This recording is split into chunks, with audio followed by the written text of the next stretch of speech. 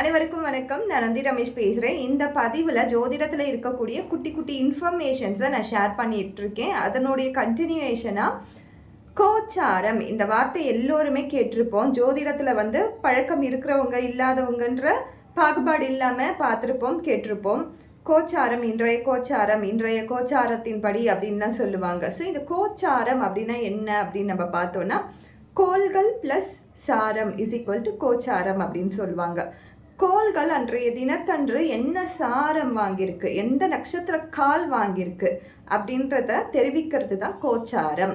கோள்கள் என்பது ஒரே இடத்துல நிற்கிறது கிடையாது. தினமும் அது பயணம் பண்ணிகிட்டே இருக்கும். நம்மளுடைய ப்ரீவியஸ் வீடியோஸில் பார்க்கும் பொழுது சொல்லியிருப்பேன், கிரகங்கள் நட்சத்திரங்கள் என்ற நெடுஞ்சாலையில் தான் ட்ராவல் பண்ணும். ஸோ கிரகங்கள் ட்ராவல் பண்ணும்பொழுது அதுக்குன்னு ஒரு ரோட் தேவைப்படும் இல்லையா, அதுதான் நட்சத்திரங்கள். ஸோ தினைக்குமே கிரகங்கள் பயணிக்கிற கால்களை தெரிவிக்கிறது தான், சாரத்தை தெரிவிக்கிறது தான் கோச்சாரம்.